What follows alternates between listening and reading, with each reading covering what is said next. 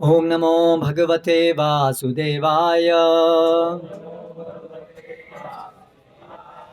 ओम नमो भगवते वासुदेवाय। ओम नमो भगवते वासुदेवाय।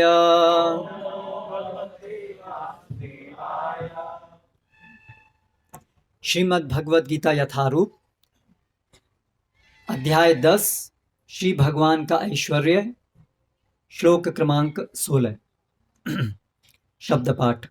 वक्तुम अर्हसि अशेषेण दिव्याः हि आत्मा विभूतयः याभिः विभूतिभिः लोकान् इमान् त्वं व्याप्य तिष्ठसि। वक्तुमर्हस्य शेषेण दिव्यायात्मविभूतयः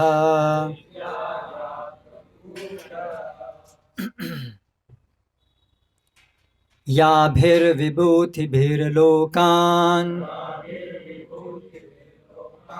इमान् त्वं व्याप्य तिष्ठसि। शब्दार्थ। वक्तुम कहने के लिए, अर्हसि योग्य हैं, अशेषेण विस्तार से, विस्तार में, दिव्याः दैवी अलौकिक, ही निश्चय ही, आत्मा अपना, विभूतयः ऐश्वर्य, याभिः जिन, विभूतिभिः ऐश्वर्यों से, लोकान समस्त लोकों को, इमान इन, त्वम आप, व्याप्य व्याप्त होकर, तिष्ठसि स्थित हैं। अनुवाद एवं तात्पर्य द्वारा कृष्ण कृपा मूर्ति श्री श्रीमद अभय चरणारविंद भक्ति वेदांत स्वामी श्री प्रभुपाद कृपा करके विस्तार पूर्वक मुझे अपने उन दैवी ऐश्वर्यों को बताएं जिनके द्वारा आप इन समस्त लोकों में व्याप्त हैं। तात्पर्य। इस श्लोक से ऐसा लगता है कि अर्जुन भगवान संबंधी अपने ज्ञान से पहले से संतुष्ट हैं।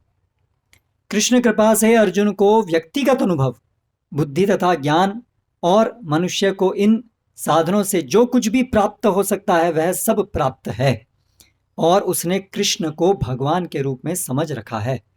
उसे किसी प्रकार का संशय नहीं है, तो भी वह कृष्ण से अपनी सर्वव्यापकता की व्याख्या करने के लिए अनुरोध करता है। सामान्य जन तथा विशेष रूप से निर्विशेषवादी भगवान की सर्वव्यापकता के विषय में अधिक विचारशील रहते हैं। अतः अर्जुन श्री कृष्ण से पूछता है कि वे अपनी विभिन्न शक्तियों के द्वारा किस प्रकार सर्वव्यापी रूप में विद्यमान रहते हैं। हमें यह जानना चाहिए कि अर्जुन सामान्य लोगों के हित के लिए ही यह सब पूछ रहा है।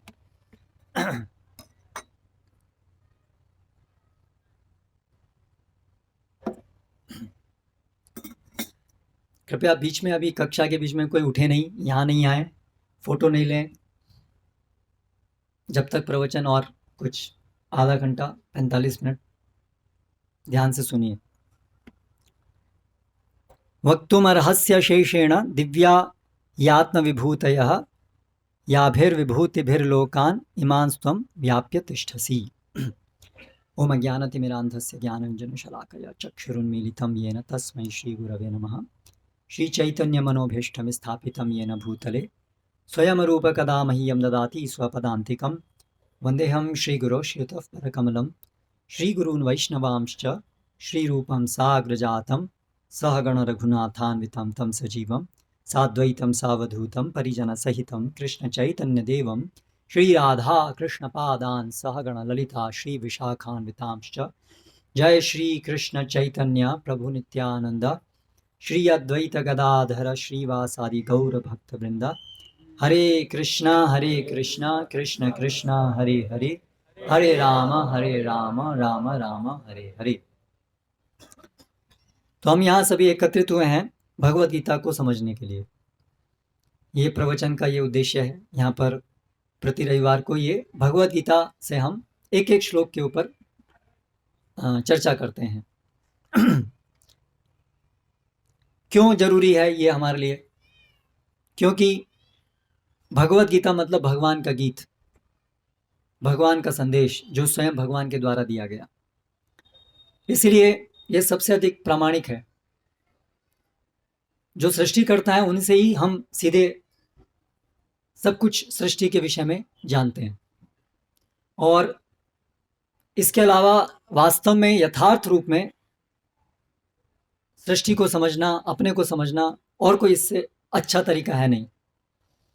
क्योंकि हम लोग बहुत छोटे हैं, हमारी बुद्धि भी चाहे कितने भी बड़ी हम बुद्धिमान क्यों ना हो, लेकिन फिर भी इस संसार को अपनी बुद्धि के बलबूते पर हम नहीं समझ सकते हैं। हमारी इंद्रियां बहुत सीमित दायरे की हैं।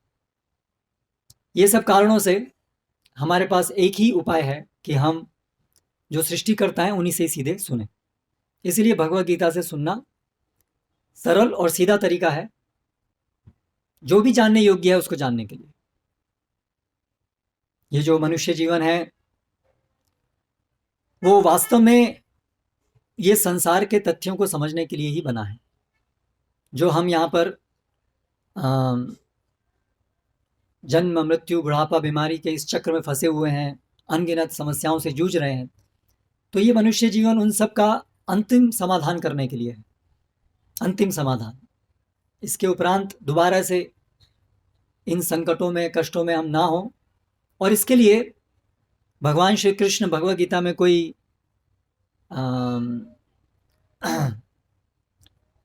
जादू टोना नहीं बताते हैं, बल्कि इसका उपाय भगवान बताते हैं कि सही चीज़ों को तत्वतः समझना और फिर समझ करके उसके अनुसार कार्य करना। ये मार्ग है समस्त प्रकार की उलझनों से निकलने का। इसीलिए भगवत गीता वो एक अंधविश्वास जैसी कोई चीज़ नहीं है। उसमें वो तात्विक ज्ञान है, तत्व जो वास्तविकताएं हैं उनको बहुत ही तर्क संगत तरीके से भगवान एक एक करके सब समझा रहे हैं। और बहुत सारी चीज़ें ऐसी हैं जो हमारे तर्क के दायरे के बाहर भी हैं। ये भी हमें तर्क से समझना है कि तर्क ही सब कुछ नहीं है, क्योंकि तर्क का दायरा इंद्रियों के दायरे से ही संबंधित होता है। लेकिन ये भौतिक जगत भी हमारे इंद्रियों के दायरे के अंदर नहीं है। वैज्ञानिक लोग इतने खोज करने के बाद भी इस पूरी ये जो एक ब्रह्मांड है इसके विषय में भी बहुत थोड़ा बहुत जान पाए हैं।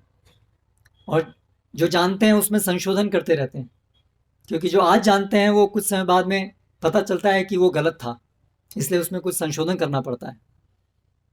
तो अंततः इस भौतिक जगत को जानना भी हमारे लिए अपनी इंद्रियों से, अपनी बुद्धि से संभव नहीं है। तो इस सृष्टि का उद्गम कैसे हुआ, आखिर हम यहाँ हैं क्यों, ऐसे जटिल प्रश्न, ऐसे गहरे प्रश्न जो हमारे इंद्रियों के भी परे हैं, उनको हम केवल अपनी तर्क से और इंद्रियों से नहीं जान सकते हैं।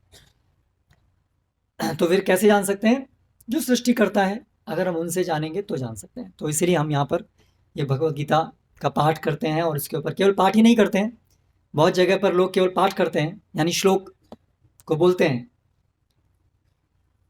वो भी अच्छा है, भगवान की वाणी का पाठ करना भी शुद्ध करने वाला होता है, किंतु उसका पूरा फायदा तभी होता है जब हम इन श्लोकों के अर्थ को अच्छे से समझते हैं।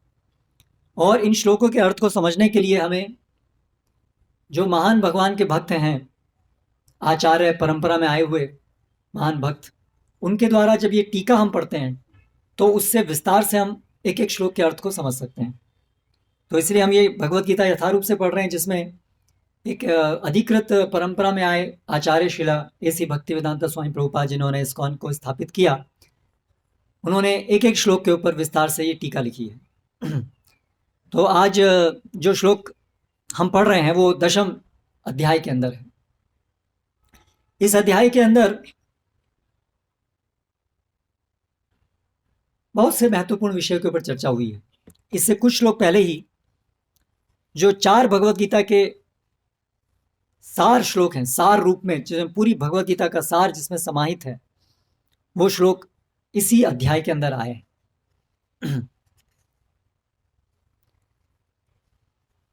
ये जो आज का श्लोक है, ये उससे कैसे संबंधित है, पहले इसको थोड़ा समझें। 4 श्लोकों में भगवान बताते हैं, अहम सर्वस्य प्रभवो मत्तः सर्वम प्रवर्तते। पहले अपनी गुणों को व्यक्त करते हैं कि वास्तव में वो जो भगवत गीता बोलने वाले हैं, कृष्ण, यशोदानंदन कृष्ण, वो सभी चीजों के उद्गम है। ये जो प्रश्न है कि आखिर सब चीज कहां से आई, उसका वो उत्तर दे रहे हैं कि ये सब चीज मेरे से उत्पन्न हुई। तो अगर कोई व्यक्ति इस स्तर पर है कि वो स्वीकार कर पाता है कि ये भगवत गीता सत्य है, तो उसके लिए ये समझना बड़ा सरल हो जाता है कि सभी चीज का उद्गम क्या है। और फिर केवल जानकारी नहीं है, भगवत गीता के अंदर इस जानकारी को साक्षात्कार में परिवर्तित करने की पद्धति भी है। तो कैसे कृष्ण सभी चीज के उद्गम है, भगवत गीता को श्रवण करके और भगवत गीता में बताई गई विधि, अन्य जो विधियां हैं, कीर्तन, अर्च विग्रह सेवन, साधु संग में, उस सब विधि से हम सभी लोग ये पूर्ण रूप से साक्षात्कार कर सकते हैं कि कैसे कृष्ण स्वयं वो व्यक्ति हैं जिन्होंने इस संपूर्ण सृष्टि का उद्गम, जो सब संपूर्ण सृष्टि के उद्गम है, पालन करता है, और अंत में सभी सृष्टि जब प्रलय होती है तो कैसे उन्हीं के अंदर विलीन होती है, उनके विष्णु रूप में। और फिर भगवान कहते हैं कि ये तथ्य को जो व्यक्ति तत्वता जानता है वो मेरी भक्ति में रत हो जाता है। तो कृष्ण को तत्वता जानने का ये परिणाम होता है कि हम उनकी भक्ति में दृढ़ हो जाते हैं। भगवान अपनी भक्ति करने के लिए हमें कहते हैं ज्ञान के आधार पर समझा करके कि क्यों हमें सबको भगवान कृष्ण की भक्ति करनी चाहिए। ये तात्विक ज्ञान को भगवत गीता में दिया है। हम शरीर नहीं है, हम आत्मा है, पहले भगवान ये समझाते हैं। और कैसे भगवान का अर्थ क्या है, जो सभी के उद्गम है, और वो स्वयं भगवान है कृष्ण। और फिर भगवान अपनी लीलाओं के द्वारा ये स्थापित भी करते हैं कि कैसे वो एक सामान्य व्यक्ति नहीं है। भले ही वो जो अज्ञानी है उनको एक सामान्य व्यक्ति जैसे लगें, किंतु अपनी लीलाओं के द्वारा वो ये स्थापित करते हैं। और महान महान जो योगी जन हैं वो सब इस तथ्य का साक्षात्कार करते हैं और अपने शास्त्रों के द्वारा ऋषि मुनिगण अपने इस साक्षात्कार को बताते हैं। ऐसे अलग अलग तरीके से हम ये समझ सकते हैं कि कृष्ण जो है वो सामान्य व्यक्ति नहीं है, बल्कि वो स्वयं भगवान है। और भगवान का मतलब जो सभी को बनाने वाला है, सभी को पालन करने वाला है, अंततः सभी का विनाश भी करने वाला है। क्योंकि इस भौतिक जगत का तो ये नियम है कि ये बढ़ता है, बिगड़ता है, हालांकि आत्मा का कभी विनाश नहीं होता है। और इस तरह से अंततः भगवान हम सभी के परम हितैषी हैं, उनका नित्य धाम है, हम सब वहीं के ही वासी हैं, और उनको भूलने के कारण हम यहाँ आए हैं। तो ये सब चीज़ें भगवान भगवद गीता में बताते हैं। फिर उसके आगे दूसरे श्लोक में भगवान कहते हैं कि जो मेरे भक्ति करते हैं वो नित्य रूप से मेरे साथ रह पाते हैं। यानी कि हम साक्षात्कार कर सकते हैं भगवान का, भगवान के साथ हम नित्य रूप से रह सकते हैं। ये केवल जो विषय है केवल बौद्धिक स्तर पर समझने का नहीं है, बल्कि बौद्धिक स्तर से परे आत्मसाध करने का है। आत्मसाध मतलब आत्मा के स्तर पर उसको पूरी तरह से अनुभव करने का विषय। भगवान एक व्यक्ति हैं, कृष्ण व्यक्ति हैं, परम व्यक्ति हैं, और हम भी व्यक्ति हैं, और हम नित्य रूप से उनके दास, भक्ति में उनकी सेवा करने के लिए हैं, और ऐसी भक्ति सेवा में हम स्थित हो सकते हैं।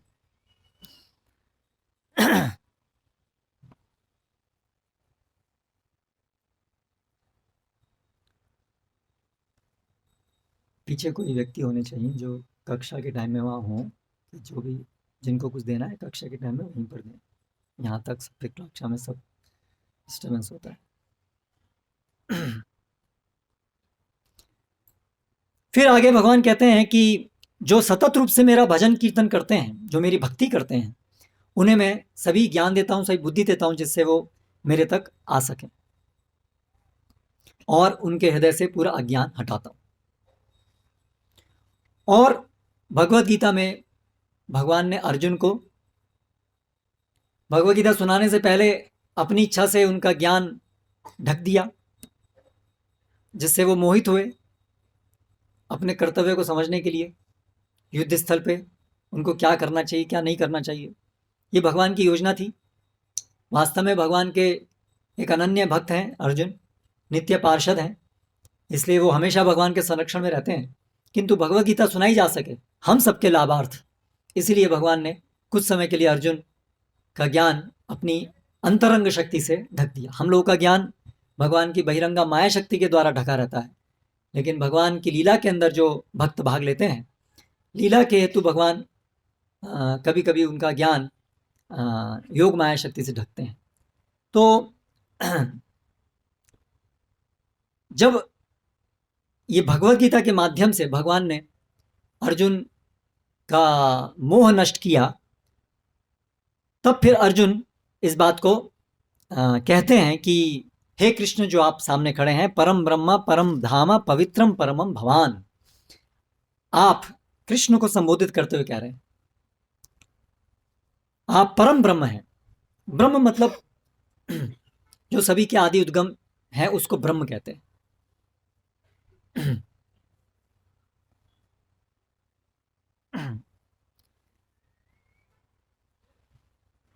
ये न जातानि जायन्ते, जिनसे सभी चीज का उद्गम हुआ है, जिनसे सभी चीज का, उसको ब्रह्म कहते हैं।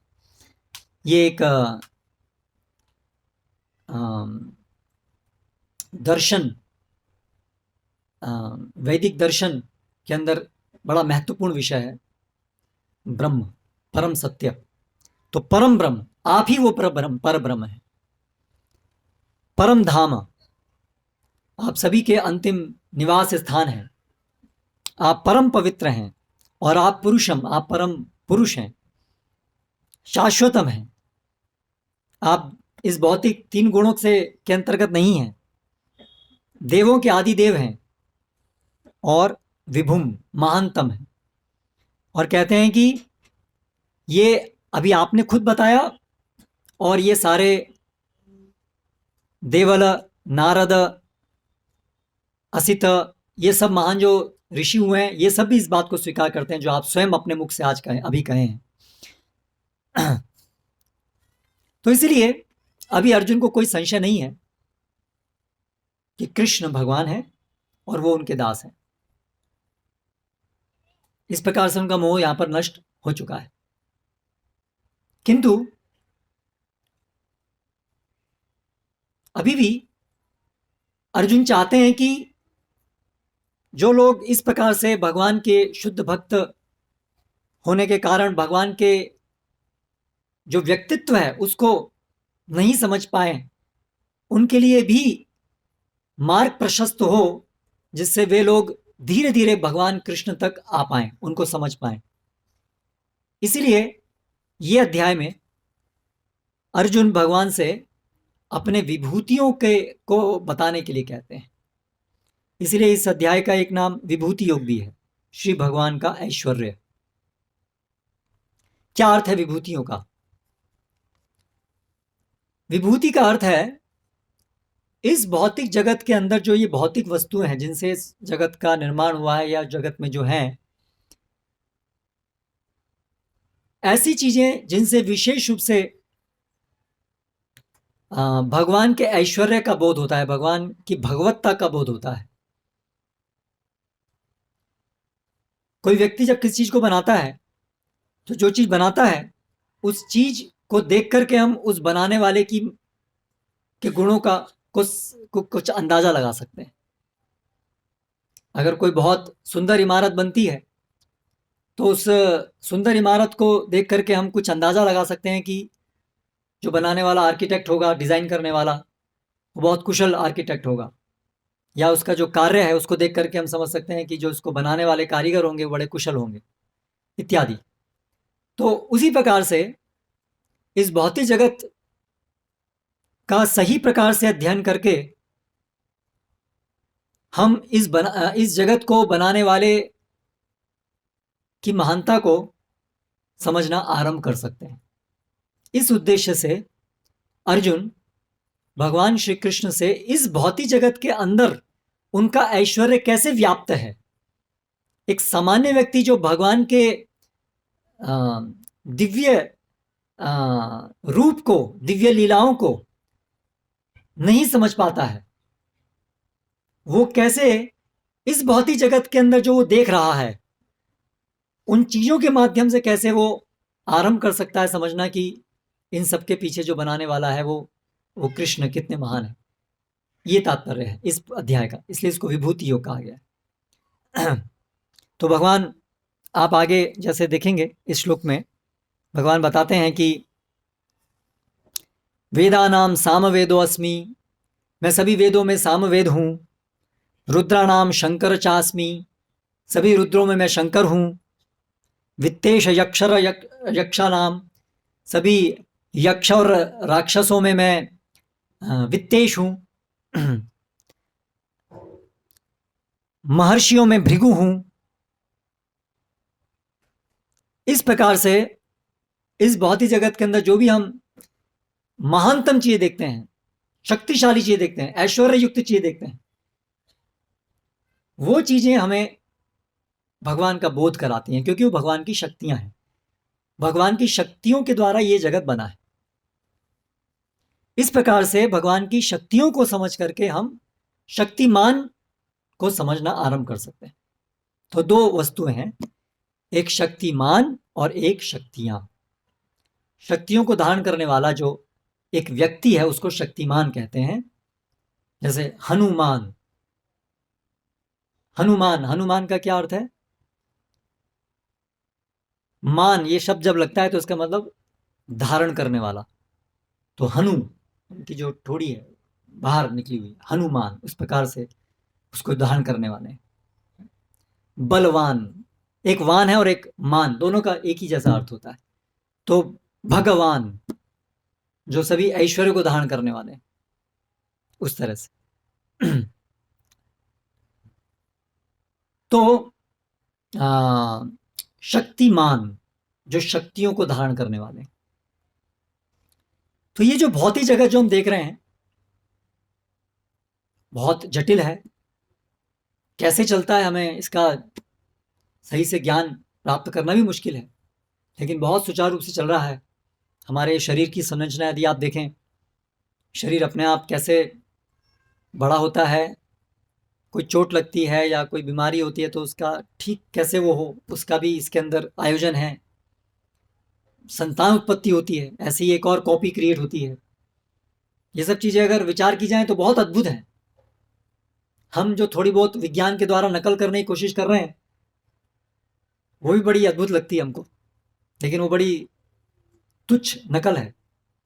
जैसे हम वायुयान बनाते हैं तो ये बहुत छोटी सी नकल है। भगवान बड़ी सरलता से जैसे पशु पक्षियों को बनाए हैं, मच्छरों को बनाए हैं।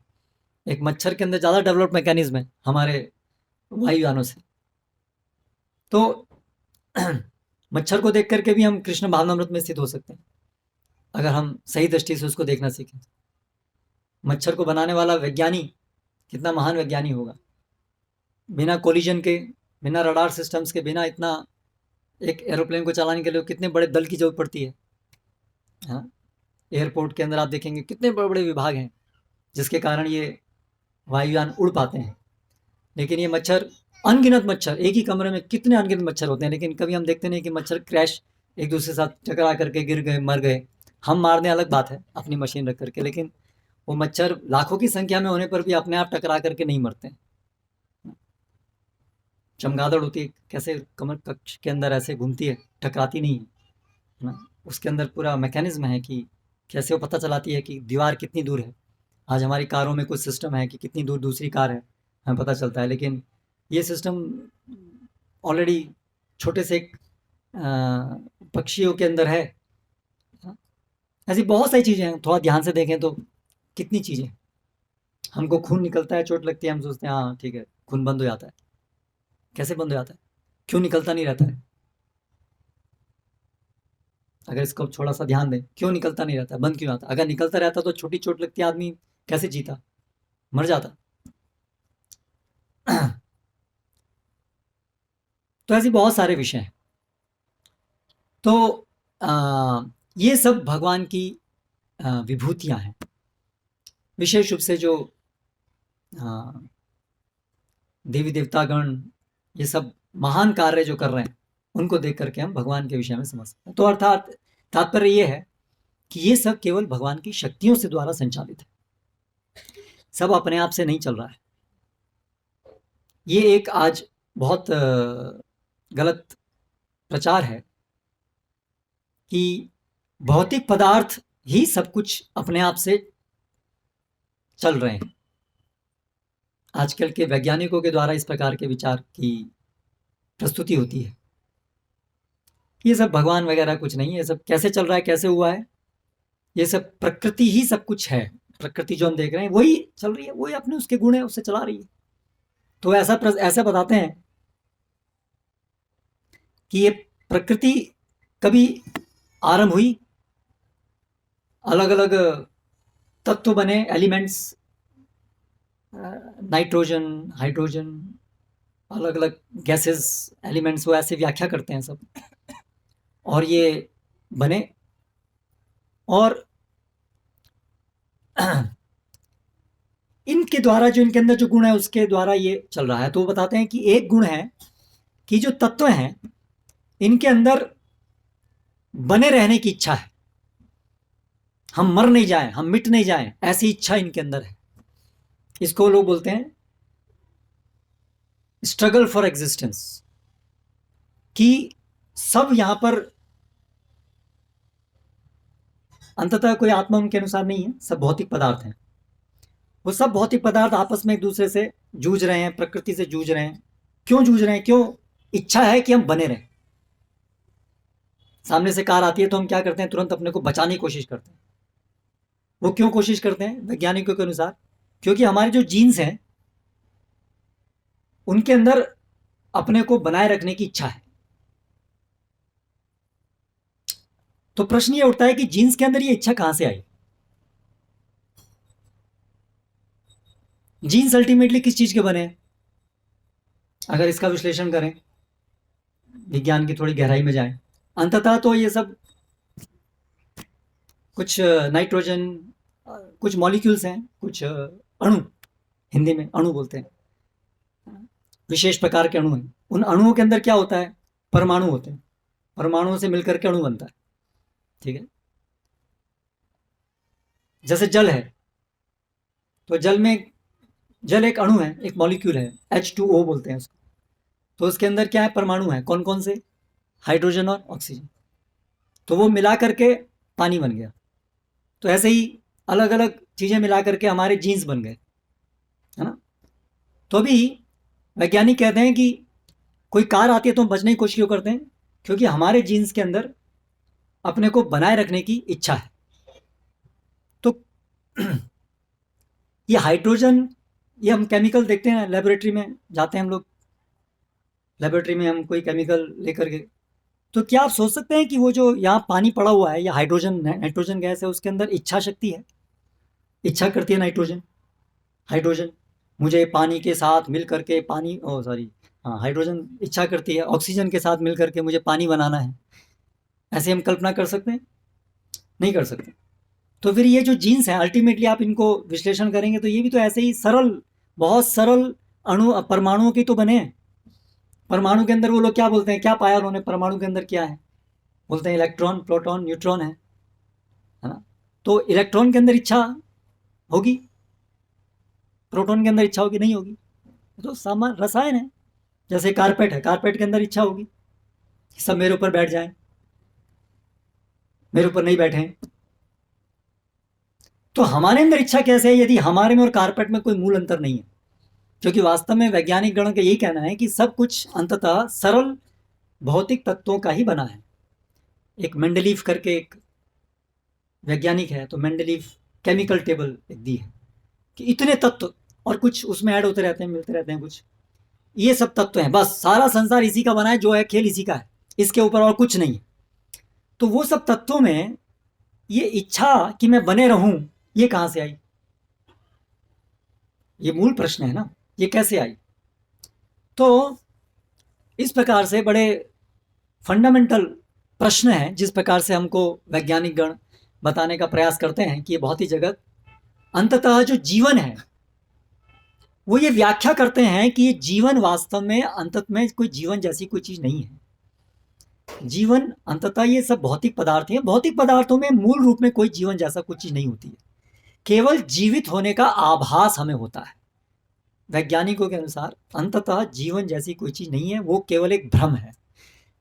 क्योंकि वो मनुष्य मान लीजिए ले लें, या चूहा ले लें, बिल्ली ले लें, ये एक जीवित जीव कहते हैं इनको हम लोग, लिविंग एंटिटीज कहते हैं अंग्रेजी में। उनका अगर हम उनको तोड़ेंगे, उनको ब्रेक करेंगे, उनको किस चीज के वो बने हैं, तो अंत में तो वही कार्बन, हाइड्रोजन, नाइट्रोजन, यही चीजों के तो बने हैं वैज्ञानिकों की भाषा में। तो उनके अंदर तो कोई इच्छा शक्ति है ही नहीं, तो जब उनको मिला देंगे तो उससे कैसे इच्छा शक्ति उत्पन्न हो जाएगी, है ना? इच्छा शक्ति ऐसे कैसे उत्पन्न हो जाएगी? उनके अंदर वो गुण ही नहीं है, तो मिलाने से कहां से वो गुण उत्पन्न हो जाएगा जो किसी भी भौतिक पदार्थ के अंदर नहीं है? तो इसीलिए हमें पहले ये बात को समझना चाहिए कि ये जो विचार है कि ये सब प्रकृति ही सब कुछ है, प्रकृति अपने आप चल रही है बस, और फिर वो बताते हैं कि शुरुआत कैसे हुई, तो बोलते हैं वो बड़ा धमाका हुआ, बिग बैंग बोलते हैं उसको, बड़ा सा धमाका हुआ। धमाका किस चीज में हुआ वो अभी तक नहीं पता चल पाया है, क्योंकि धमाका किसी चीज में होगा तो कोई चीज उपस्थित होगी तो धमाका होगा, लेकिन प्रश्न ये है कि कोई भी चीज बनी कैसे? तो फिर तो वो पहले मुर्गी आई कि पहले अंडा आया, वो वाली बात हो जाएगी।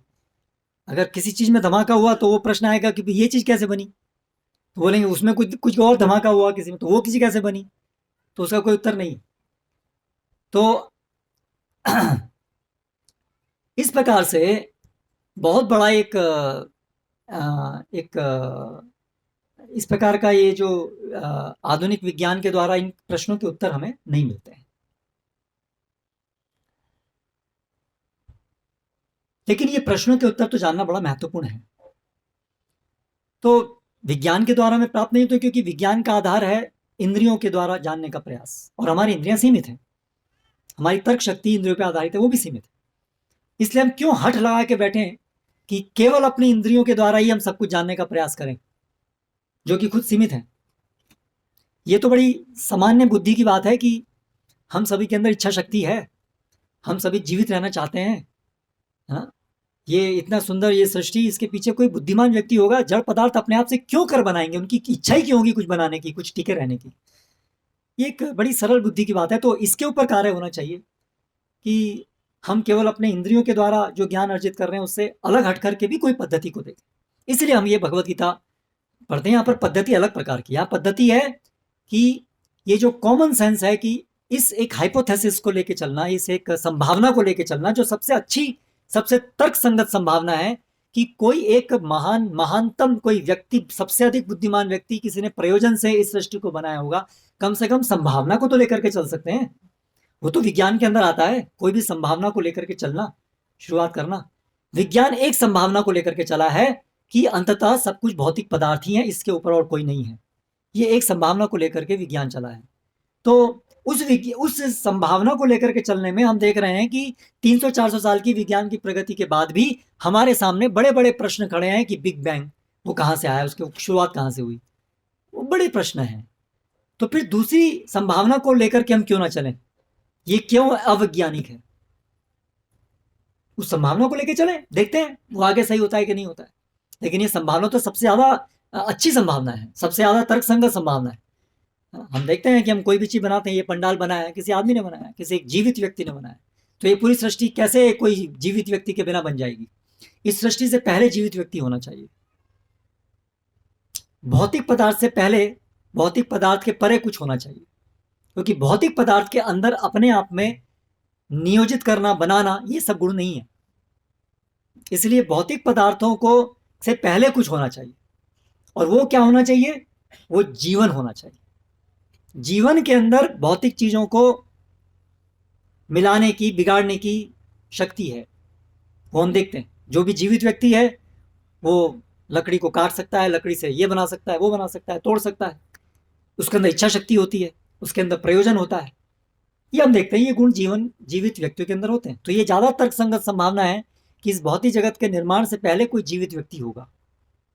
और ये चीज यहाँ भगवान भगवद गीता में खुद कह रहे हैं, अहम सर्वस्य प्रभो। वो जीवित व्यक्ति जो इस भौतिक सृष्टि से पहले उपस्थित था, वो मैं था। और भगवान यही बताते हैं भगवद गीता के अंदर, ममई वांश जीवलोके जीव भूता सनातना, कि हम जो सभी जीवित, हम भी सभी जीवित व्यक्ति हैं, और हम भी सब भगवान के नित्य अंश हैं। ऐसा नहीं कि ये भौतिक जगत का सृष्टि होने के बाद हम सृष्ट हुए, हम भी नित्य हैं भगवान के समान। लेकिन ये भौतिक जगत, भौतिक पदार्थ बनते और बिगड़ते हैं, हम उसको ग्रहण करते हैं। ये सब आधारभूत चीजें हमें भगवद गीता जानने को मिलती है।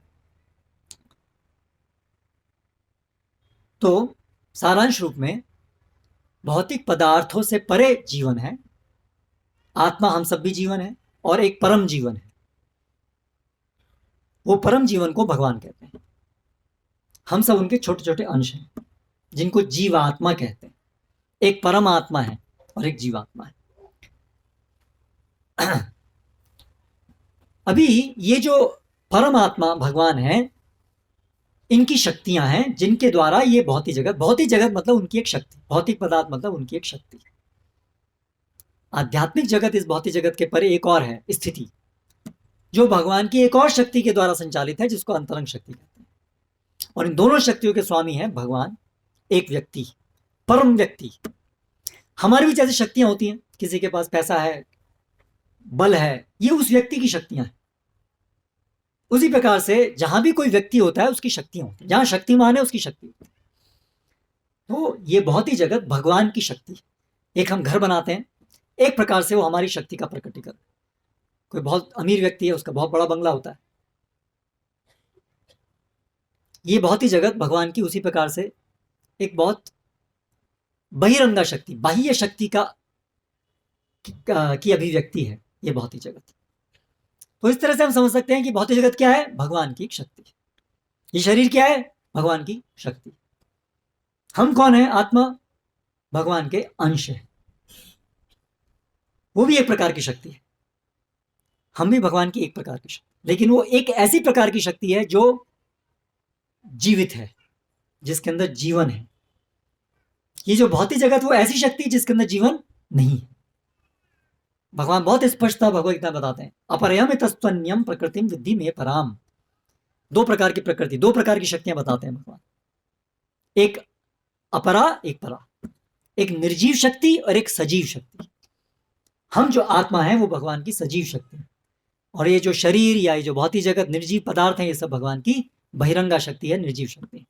एतद्योनिनि भूतानि सर्वाणि इत्युपधारयः। इन दोनों प्रकार की शक्तियों से ये जगत बना है। स्पष्ट, ये दोनों प्रकार की शक्तियों के संयोजन से ये जगत बना है। और इस जगत के अंदर हमेशा भगवान स्वयं कण कण में, हर जीव के हृदय में परमात्मा के रूप में विद्यमान रहते हैं। उपद्रष्टानुमंता च भर्ता भोक्ता महेश्वरः।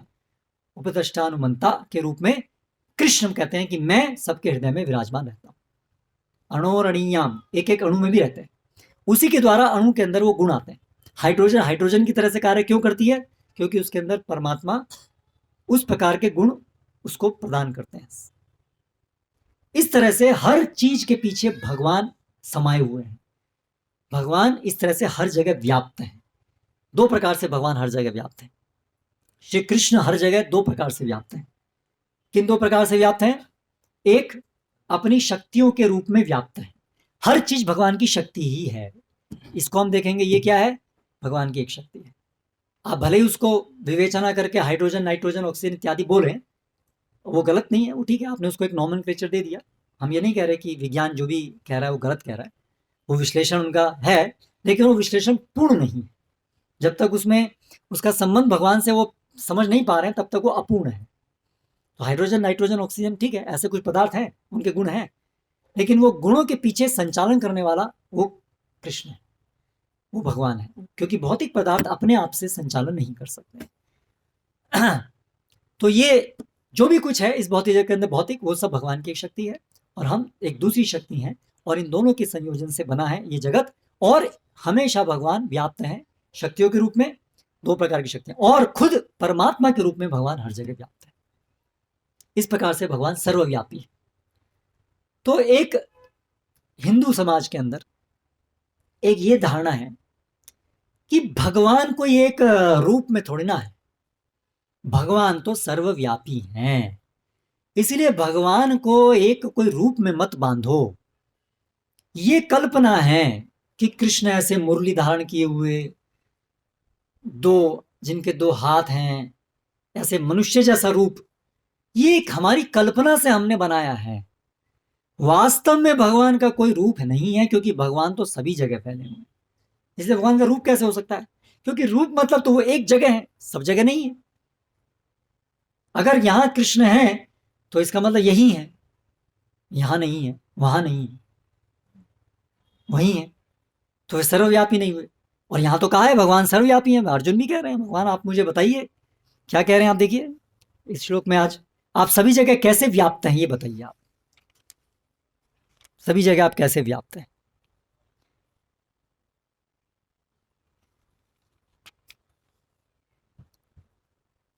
व्याप्य तिष्ठसी, सभी जगह आप कैसे व्याप्त होकर के स्थित हैं, मुझे बताइए।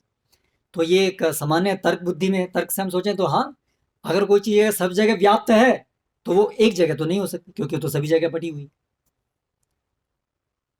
तो इसमें समस्या क्या है? इस धारणा में हम तर्क शक्ति को परम निर्णायक नहीं मान सकते। भौतिक पदार्थों के संदर्भ में ये बात सही है। अगर कोई कागज का टुकड़ा है, आपने उसको फाड़ दिया तो उसका कागज का रूप रहेगा? एक पेज जो था उसका वो रूप रहेगा? नहीं रहेगा, टुकड़े हो गए, वो रूप खत्म हो गया, बट गया। तो क्या भगवान के विषय में भी इसी प्रकार से है कि भगवान का कोई रूप नहीं, क्योंकि भगवान ने अपने को बांट दिया, सर्वव्यापी हो गए वो? तो ऐसा नहीं है। भगवान की सब शक्तियों से बना है, लेकिन शक्तिमान हमेशा इससे पृथक रहते हैं। जैसे उदाहरण शास्त्रों में दिया है, सूर्य और सूर्य प्रकाश। सूर्य से अनगिनत समय से सूर्य प्रकाश निकल रहा है, ये तो तथ्य, सामान्य तथ्य हम समझते हैं। कितना प्रकाश निकल रहा है आप सोचिए। ये हमारे छोटे छोटे जो हेलोजन्स हैं, इनके अंदर थोड़ा थोड़ा प्रकाश निकलता है, इनकी थोड़ी सी आयु होती है, लेकिन सूर्य कितने समय से प्रकाश दे रहा है, और फिर भी उसका प्रकाश कम नहीं हो रहा है। ठीक है, तो ये एक सूर्य के अंदर भी इतनी शक्ति है कि उसके प्रकाश से सारा जगत चलता है। तो भगवान उसी प्रकार, उनकी शक्तियां सब जगह फैली हैं, लेकिन शक्तिमान के रूप में उनका अपना रूप, उनकी अपनी लीलाएं, सब कुछ है। ऐसा नहीं है कि शक्तियों के सब जगह व्याप्त होने के कारण भगवान का कोई अपना रूप नहीं रह गया। जैसे प्रकाश सब जगह होने से सूर्य खत्म नहीं हो गया, प्रकाश सब जगह रहने से सूर्य समाप्त नहीं हो गया। तो उसी प्रकार से भगवान श्री कृष्ण का अपना दिव्य रूप, भगवान जब प्रकट हुए, शंख चक्र गदा पद्म के साथ प्रकट हुए, यशोदा वहां कारागार में, वहीं से उनकी दिव्यता का बोध होना शुरू हो गया। तो भगवान के दिव्य रूप से, भगवान की दिव्य लीलाओं से हम समझ सकते हैं कि भगवान का रूप है और वो दिव्य है, और भगवान इस जगह सब जगह व्याप्त है अपनी शक्तियों के द्वारा। और फिर परमात्मा जो रूप है, भगवान के अंदर वो गुण है कि भगवान अपना विस्तार कर सकते हैं। योगी जन भी अपना विस्तार कर सकते हैं। शास्त्रों में वर्णन है कि योगी जन योगिक साधना से अपना नौ रूपों में विस्तार कर सकते हैं। तो जब भगवान की छोटी सी शक्ति को प्राप्त किए योगी जन विस्तार कर सकते हैं, तो भगवान तो अनगिनत रूपों में अपना विस्तार कर सकते हैं। तो भगवान एक एक कण कण में रह सकते हैं, और फिर भी भगवान उनसे अलग अपनी स्थिति में भी रहते हैं। तो भगवान एक ही जगह हर जगह रह सकते हैं, एक ही समय पर हर जगह रह सकते हैं, वो संभव है, क्योंकि भगवान सीमित शक्ति वाले नहीं है, समस्त उनकी ही शक्तियां हैं। तो ये सब मूलभूत चीज़ें हमें भगवद गीता से समझनी चाहिए, और इसको समझने के कारण हम भगवान की महानता को समझें, भगवान कृष्ण भगवान किस तरह से उसको समझें। वो केवल ऐसा नहीं है कुछ हिंदुओं की कल्पना है कि कृष्ण भगवान है, उसके पीछे यथार्थ ज्ञान है, प्रमाण है, तरीका है जिससे वो चीज़ साक्षात्कार की जा सकती है, प्रूफ जिसको हम बोलते हैं, वो सब चीज तरीका है, पद्धति है। जो भी उस तरीके को अपना सकता है, अपना करके उस तथ्य को खुद अनुभव कर सकता है। इस तरह से ये एक प्रमाणिक ग्रंथ है भगवत गीता, और भगवत गीता को समझ करके अपने जीवन में अपना करके हम लोग कृष्ण को यथारूप समझ सकते हैं, अपने संबंध को उनके साथ समझ सकते हैं, न केवल समझ सकते हैं बल्कि अनुभव कर सकते हैं। ये प्रयोजन है अंत में, भगवान श्री कृष्ण के साथ हमारा जो शाश्वत संबंध है उसको हम अनुभव कर सकते हैं। तो ये जो संसार कैसे भगवान की शक्तियां, ये समझना। लेकिन भगवान साक्षात स्वयं मुरलीधर इस रूप में हैं, और हम ये जो अर्चा विग्रह जहाँ भगवान की आराधना होती है शास्त्रों के अनुसार, वहाँ पर स्वयं भगवान विराजमान आते हैं, अपनी इच्छा से भगवान वहाँ पर स्वयं उपस्थित रहते हैं हमारी सेवाओं को स्वीकार करने के लिए, यदि हम उनकी सेवा करना चाहते हैं तो इस प्रकार से एक बड़ा विज्ञान है जिसके द्वारा भगवान के अर्चा विग्रह, यहाँ पर जो विग्रह अर्च विग्रह कहते हैं, जिनकी विधिवत शास्त्र के अनुसार जिनकी प्रार्थना, भगवान के महान भक्त प्रार्थना करके भगवान का आह्वान करते हैं कि भगवान वहाँ उपस्थित हो, इसलिए हमारे पास ये बड़ा सुअवसर होता है कि हम ऐसे जहाँ पर भगवान की अपनी इच्छा से भगवान विराजमान है, हम उनके सम्मुख जा सकते हैं, उनके दर्शन कर सकते हैं, उनसे प्रार्थना कर सकते हैं, और ऐसे करके धीरे धीरे हमारा संबंध उनसे प्रगाढ़ कर सकते हैं, है ना। तो इस भौतिक जगत के अंदर हमारे सारे संबंध तो हम देखते हैं वो टूटते रहते हैं। क्यों? क्योंकि ये सभी संबंधों का केंद्र भगवान नहीं है, इसीलिए वो तात्कालिक हैं, वो भौतिक धरातल पर रह जाते हैं।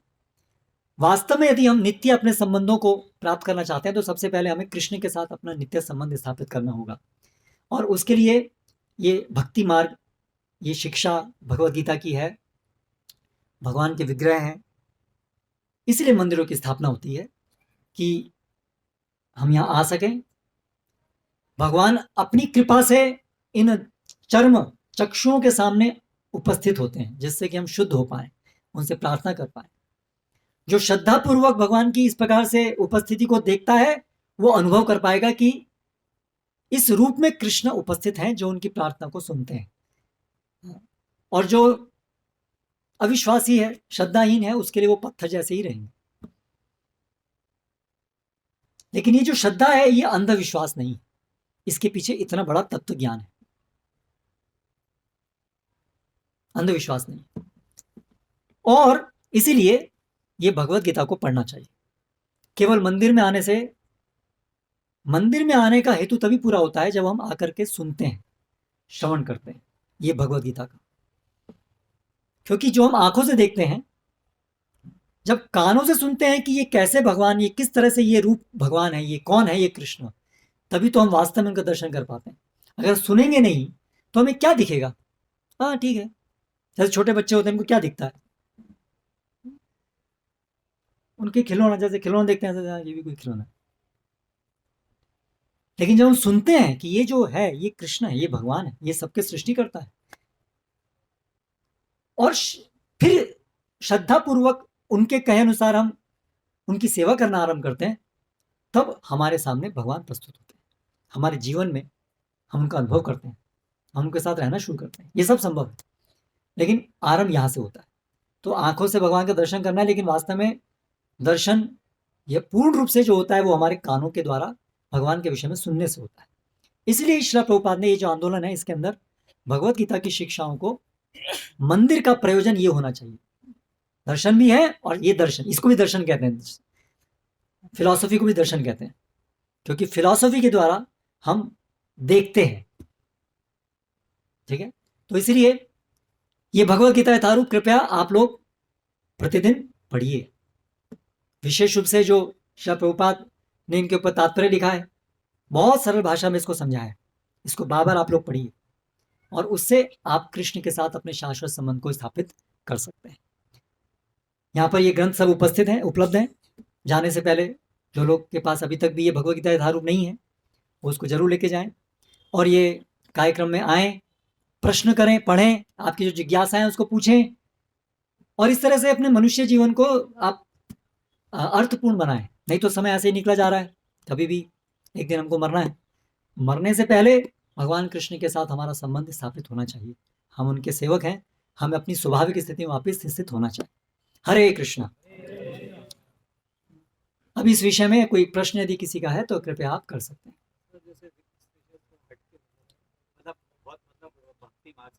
पहले इस कक्षा के विषय में अगर किसी का प्रश्न है तो वो लेते हैं, आज का जो विषय है उसके संदर्भ में यदि किसी का कोई प्रश्न है तो वो लेते हैं।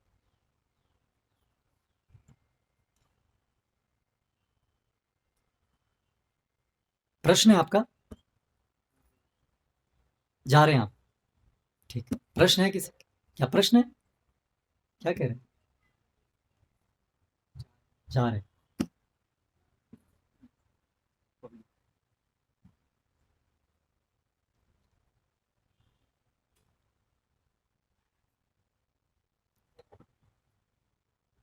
मेरा प्रश्न ये है कि जैसा कि आपने बताया कि कण कण में भगवान है, और हम इस भाव से अगर रहेंगे देखेंगे तो हमारे चरण भी कई जगह पड़ते हैं, तो हमारा क्या मन स्थिति होना चाहिए अगर हम इस तरह का भाव लेके चलेंगे कि कण कण में भगवान है। तो क्योंकि हम भगवान को पूज्य मानते हैं, तो वहां देखते हैं वो तो वहां पूज्य मान सकते हैं, लेकिन कण कण में अगर हम देखेंगे तो कैसे अपना जीवन चलाएंगे। जी, कण कण में भगवान है, हर जगह भगवान है, मलमूत्र में वो भी कण कण है, जो हम खाते हैं वो भी, है ना? तो भगवान सभी जगह विद्यमान है, इसलिए हर चीज कैसे भगवान की शक्ति है और भगवान की सेवा के अनुसार उसका उपयोग होना चाहिए, है ना? इस तरह से भगवान कण कण में विद्यमान है और भगवान ने निर्देश दिया है कि हर कण का उपयोग हम कैसे करें। हम जब इस भौतिक जगत में हैं तो भगवान ने, जैसे एक माता बच्चे को अपनी गोद में रखती है, बालक वहीं पर मलमूत्र भी त्याग करता है और माता उसको सहर्ष धारण करती है, तो इसी प्रकार से भगवान पितामहस्य जगत माता धाता पितामहः, भगवान हमारी माता धाता पिता सब कुछ हैं। तो इसलिए जैसे बच्चा अपने माता के ऊपर ही चलता है, गोद में बैठता है, मलमूत्र भी त्याग करता है ना, माता उसका बुरा नहीं लगाती है, तो उसी प्रकार से भगवान कण कण में है, और जो भी जीव आत्मा भगवान को समझ करके इस जगत में रहता है, भगवान सहर्ष उनको धारण करते हैं इन सब रूपों में। लेकिन अगर कोई, जैसे कोई बच्चा है, बड़ा होकर के अगर माता पिता के प्रति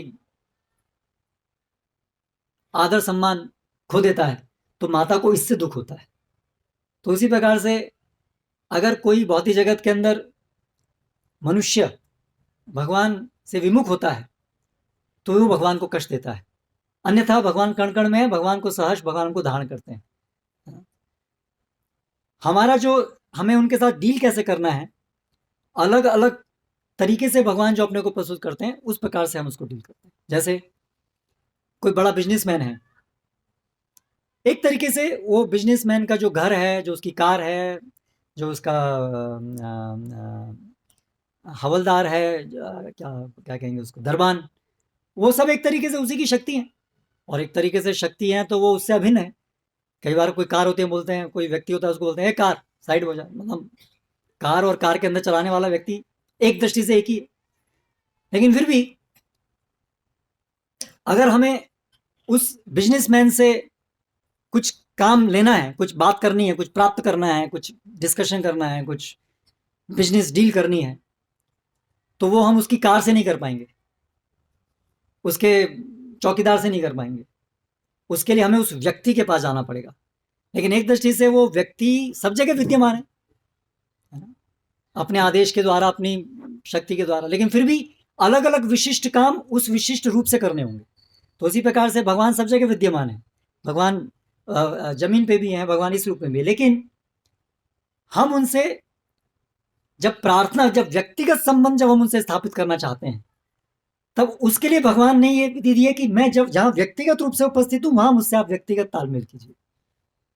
यहां पर भगवान बाकी जगह में परमात्मा के रूप में विद्यमान है, यहाँ व्यक्ति तालमेल करने वाले रूप में विद्यमान नहीं है, या शक्तियों के रूप में विद्यमान है, उनसे भी हमारा तालमेल व्यक्तिगत आदान प्रदान नहीं होगा। तो व्यक्तिगत आदान प्रदान करने के लिए विग्रह के रूप में भगवान है। ठीक है, और कोई प्रश्न?